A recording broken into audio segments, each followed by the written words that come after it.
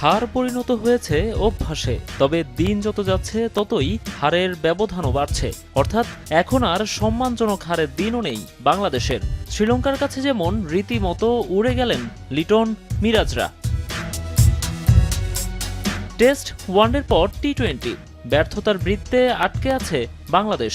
কদিন আগেও যাদের চোখে চোখ রেখে লড়াই করা যেত, সেই লঙ্কানরাও হয়ে উঠেছে প্রবল প্রতাপশালী প্রতিপক্ষ।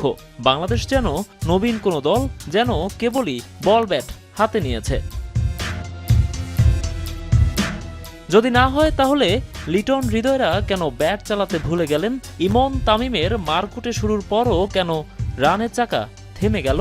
11 বলে 6, 13 বলে 10, এসব কি টি-20 ইনিংস? শেষ পর্যন্ত উইকেটে থেকে নাইম শেখের 29 বলে 32 কিংবা মেহেদী মিরাজের 23 বলে 29 রানের ইনিংসই বা এই সংস্করণের সাথে কতটা মানানসই? শামীম পাটোয়ারি দুটো ছক্কা না হাঁকালে স্কোর বোর্ডে উঠত না 150।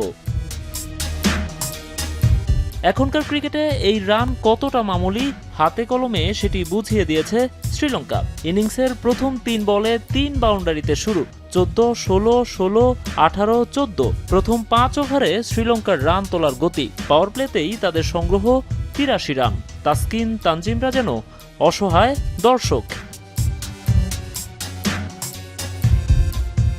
ম্যাচ কার্যত ওখানেই শেষ। বাকিটুকু কেবলই আনুষ্ঠানিকতা আর লিটনদের হারের অপেক্ষা। 16 বলে 42 করা নিশাঙ্কা, 73 রানের ইনিংস খেলা কুশল মেন্ডিসরা আউট হলেও একবারও ম্যাচে ফিরতে পারেনি বাংলাদেশ। এই সংস্করণটা কখনোই সেভাবে রপ্ত করতে পারেনি টাইগাররা। দিনে দিনে আরও অবনতিই হচ্ছে, যেন ক্রমাগত পেছনের দিকে ছুটছে দেশের ক্রিকেট। নোমান আব্দুল্লাহ, এখন।